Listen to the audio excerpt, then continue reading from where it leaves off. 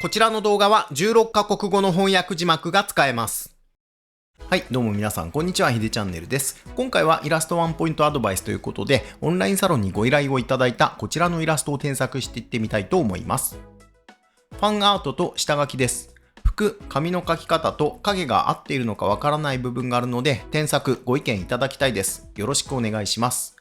ということで、こちらのイラストなんですが、2人のキャラクターが押し入れに入っているというシチュエーションで、背景までしっかり描かれていて、一見するととても良さそうに見えるんですけど、実はこのイラストの中に見る人に違和感を与えてしまう描き方をしている部分があるんです。実はこういったイラストって絵の中にある条件が入っているので、見る人が違和感を感じやすくなってしまう非常に難易度の高いテーマのイラストなんですよね。そこで今回はこちらのイラストがなぜ難易度の高いテーマなのかと、このイラストの違和感を与えてしまっている最大の原因について添削しながら詳しく解説していきたいと思います。この動画を最後まで見ていただければ、どこがおかしく見えてしまう原因なのか、イラストを描くときにどういったことに気をつければいいのかが添削を通して学べると思いますので、背景込みのイラストを描きたいけどうまくいかない方、今回添削するこのイラストのどこに違和感があるのかを知りたい人はぜひ最後までご覧ください。8月はコロソとのタイアップ企画で今すぐ使えるコロソの全カテゴリー対象の割引クーポンをプレゼントしています。コロソは業界トップクラスの専門家のノウハウをオンラインで学ぶことを目標に作られたオンライン教育サービスです。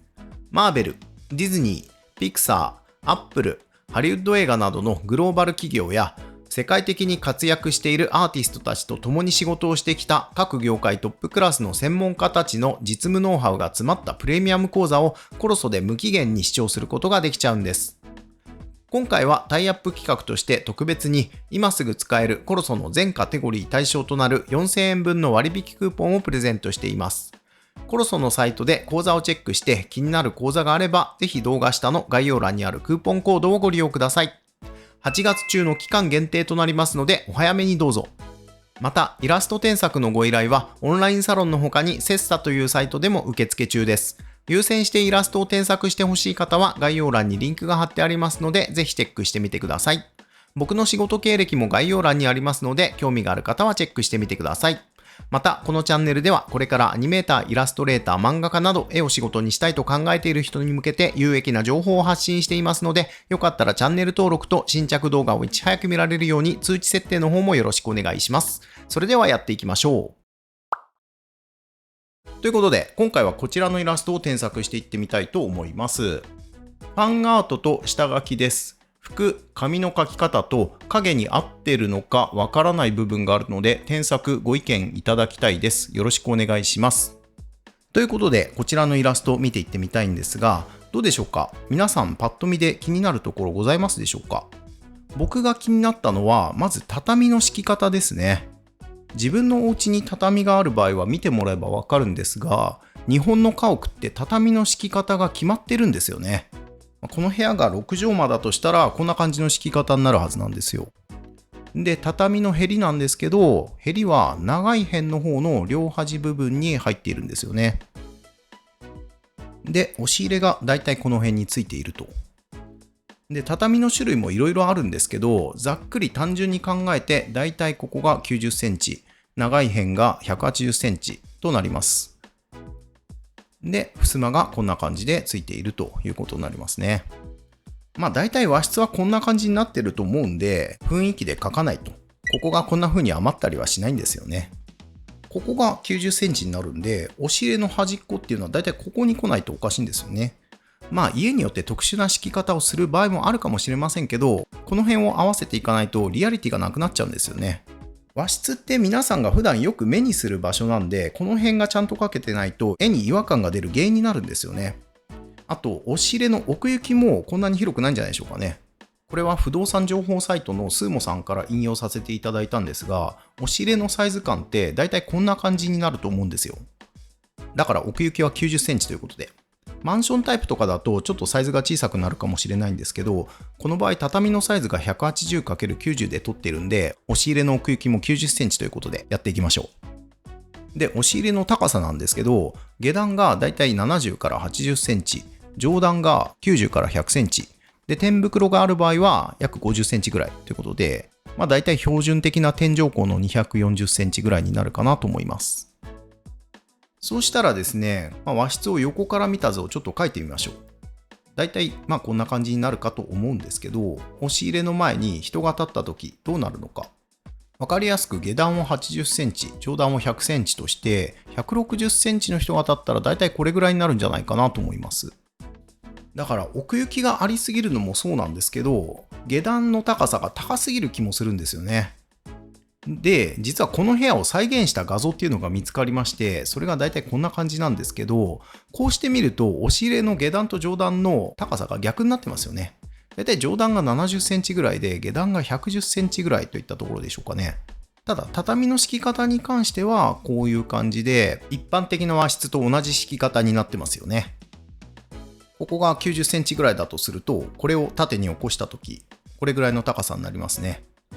この押し入れちょっと特殊だなって感じしますけど、原作でもこうなってるんでしょうかね。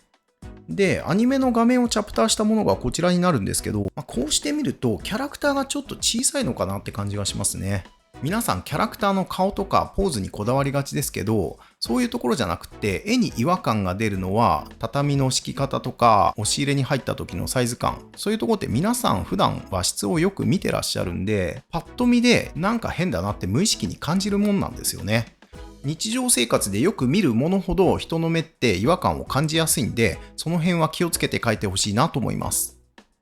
ということで今回は押し入れの位置はこのまま残しつつ、キャラクターの大きさと押し入れの奥行き、あと畳の敷き方を直していってみましょ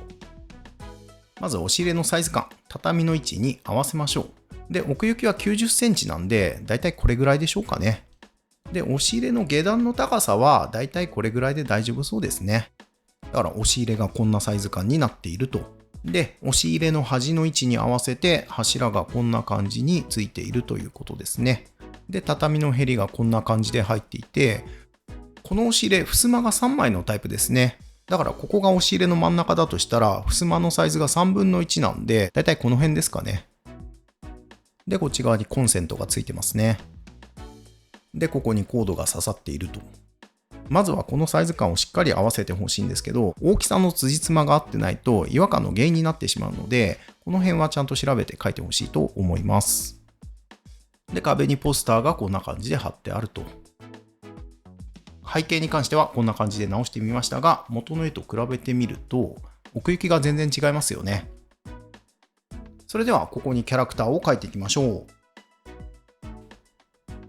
オーラフの部分は8倍速で飛ばしちゃいますが、オンラインサロンの方ではこういった添削をライブ配信で解説付きで行っていて、添削のアーカイブも全て見放題となっていますので、もしラフを書いている部分も等倍速の解説付きでしっかり見たいという方は、概要欄にリンクがありますので、オンラインサロンもチェックしてみてください。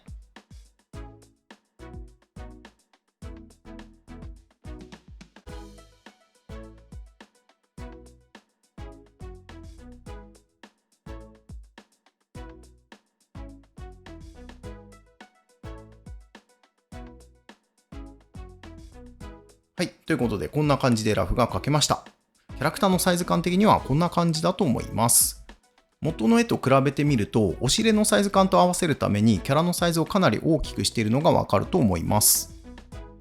ということで、これをブラッシュアップしていってみましょう。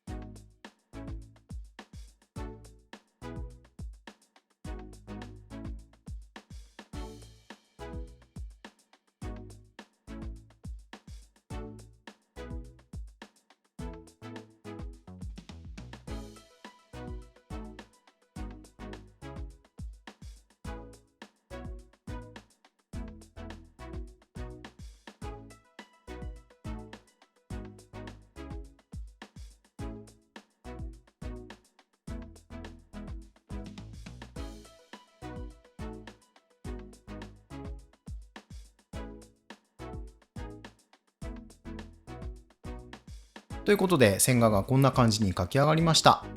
最初の絵がだいぶ細身で透視もちょっと高いような気がしたんで、その辺をキャラ表にしっかり合わせて描き直してみました。そしたらあとは背景の方も描いていきましょう。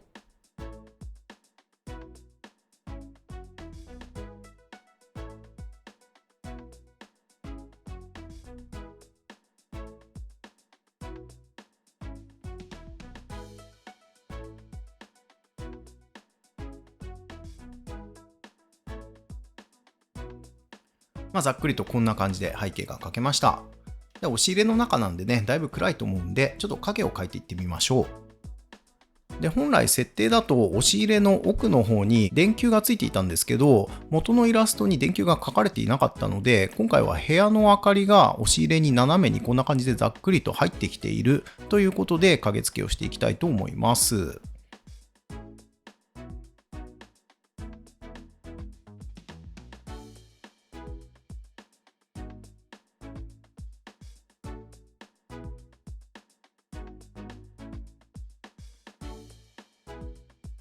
で、あとはね、襖の模様とか壁のポスターなんかを描いて簡単に仕上げていきたいと思います。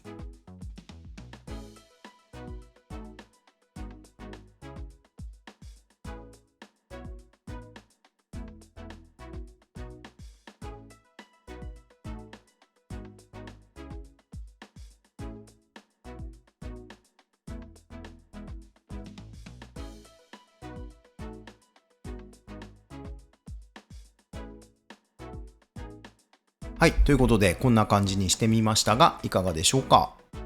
背景のサイズ感とかね、特にみんながよく見ているものに関しては、ちょっとした違いが違和感を感じる原因になってしまうので、その辺ちゃんと大きさとか高さを調べてね、描いていただけると、よりリアリティが出てね、説得力のあるものになるんじゃないかなと思います。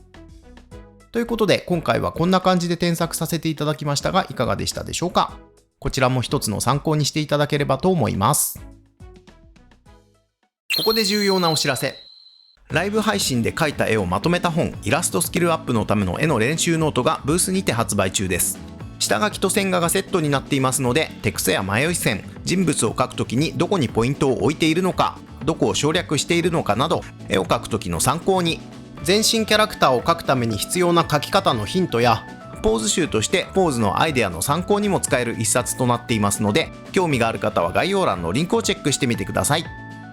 また、ひでチャンネルオンラインサロンでは平日毎日日替わりで教材を使って解説しながら進める絵の講習会やイラスト添削など、絵が上手くなりたいと思っている人に向けていろいろなことを発信しています。コミュニティも充実していますので、もっと一緒に勉強したい方、お絵描き仲間が欲しい方はサロンの方もぜひご利用ください。それではまた次回の動画でお会いしましょう。ご視聴ありがとうございました。